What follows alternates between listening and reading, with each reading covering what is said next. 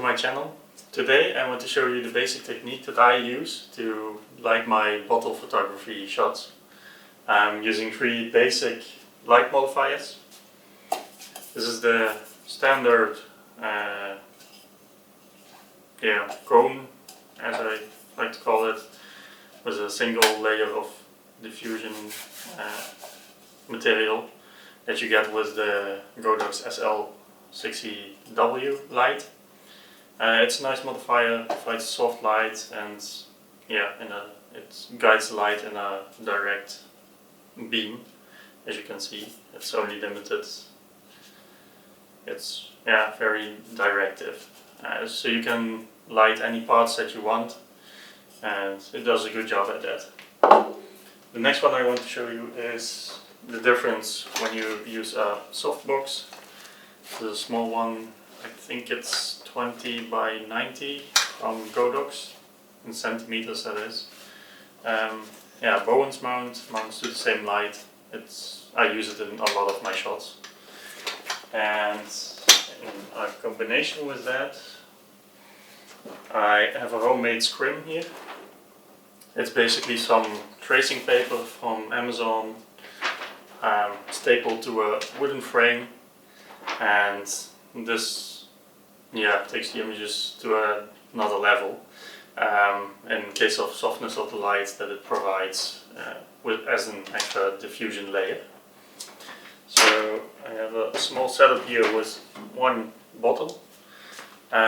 Some tips from me when you are doing bottle photography: try not to get your fingers on the bottle itself, or wear gloves. This bottle is fairly dirty at this moment, and I'm not trying to take any professional shots.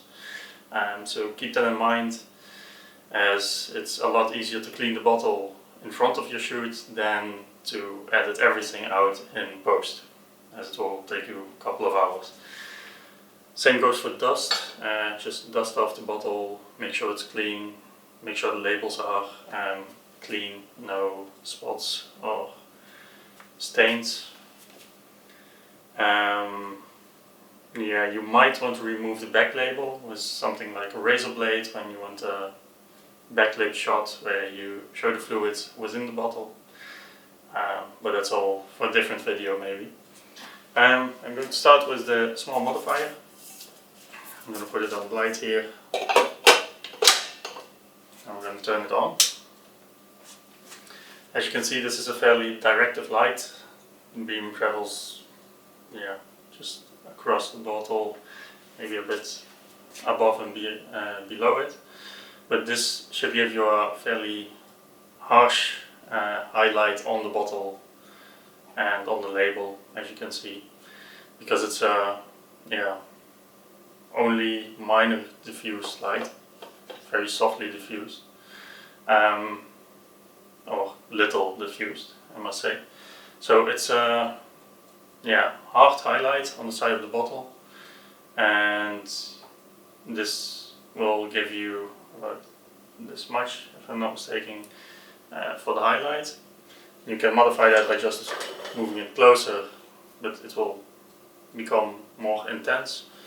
Or moving it back, it will become a little bit less, but it's still very hard light, and it is suitable for some images, and you really have to know what you're going for if you want to use this. I almost never use this kind of setup for my bottle photography, or maybe when it's with a snoot that I want to highlight a specific part with some harsh light, but mainly I use a lot of other modifiers for this. But I just want to show this one for the difference with a softbox and an extra diffusion layer. So I'm going to take the light off, turn this one off, and we're going to switch to the softbox here. It's a basic softbox. It has 2 layers of diffusion. It has the basic clamped on the inside, and the other one with Velcro added to the outer layer. So from the cone we are already going to 2 layers of diffusion now.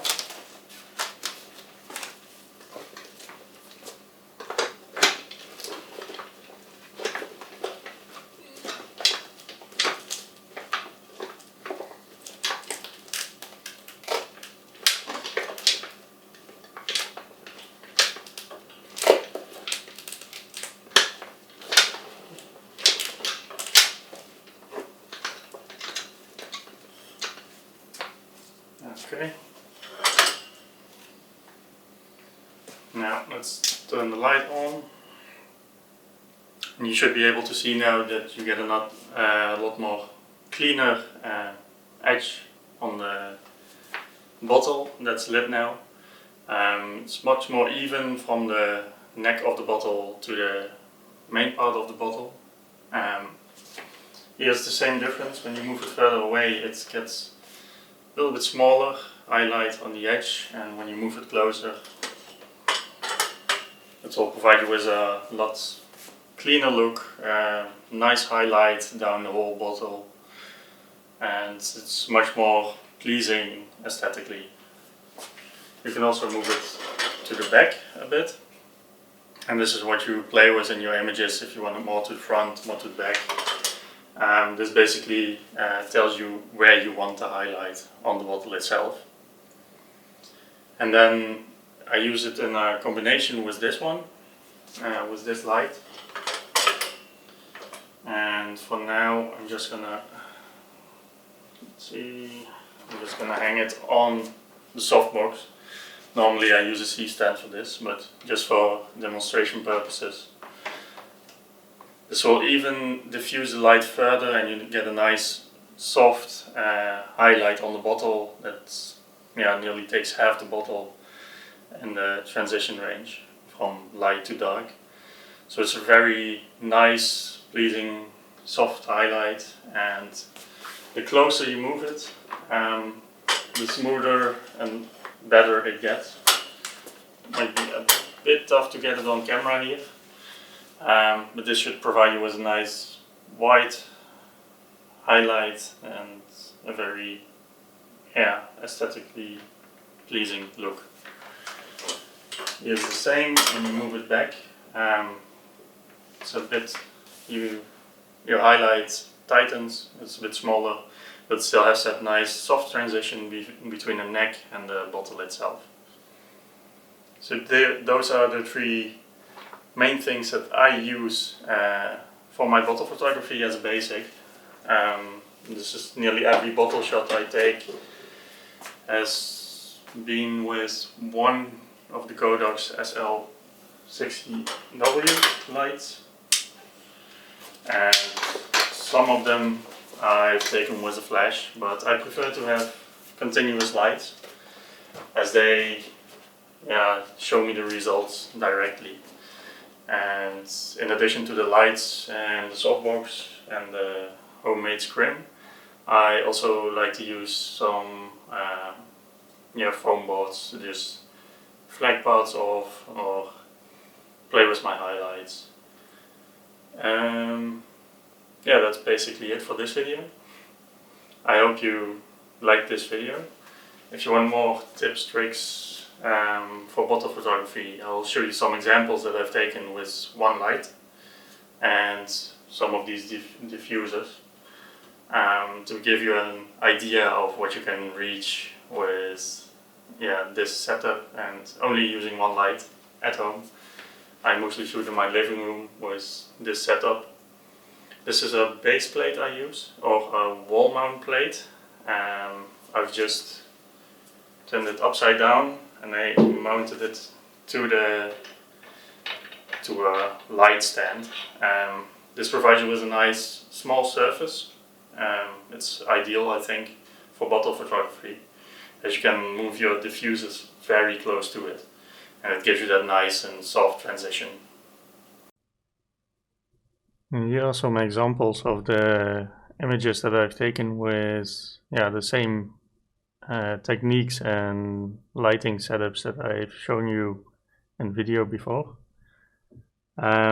It's all basically done with one light and one softbox and a single extra layer of diffusion with the tracing paper. The first image you see here is from a while ago. It's also the same bottle of wine as in this video example. It's lit from two sides. That's because it's a composite shot. So basically the same lighting setup replicated on both sides. I just moved everything around. This is one Kodak's SL60W with the softbox attachment on it and one layer of tracing paper very close to the bottle. And it's also on a reflective surface here, that's why you have the mirrored reflection in the bottom. And this is how you can very nicely light a dark bottle in a very moody scene. There's just some highlights on the sides, and makes it really stand out in a dark setting. For the second shot I would like to show you, you have the Jameson Black Barrel whiskey. The background does not belong to the image. This has been replaced with a composite edit. So it's a gradient from Photoshop. But the lighting on the bottle itself, it's all done with the same techniques, even the same techniques as the wine bottle. I also have a behind the scene for this one, so you can see how I set this shot up. And it's done the same, lighting from the sides, lighting from the other side, and to get that nice orange and warm brown glow, it's also backlit with one shot and a separate shot from the front to get a proper exposure on the labels. And as a final image, also a different approach again. I also have a behind the scene for this one. It's a Jack Daniel's Black Label bottle placed on a cutting board that is clamped to my coffee table in the living room, with a glass of fake whiskey and some ice cubes in it. As you can see here, it's one light, one softbox with the added diffusion of the tracing paper.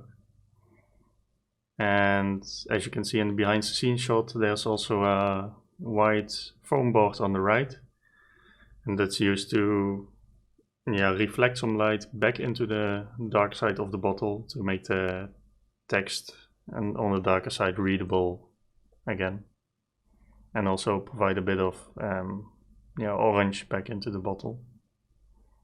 So that's it for the examples. I hope you saw some techniques or ideas that you can use yourself.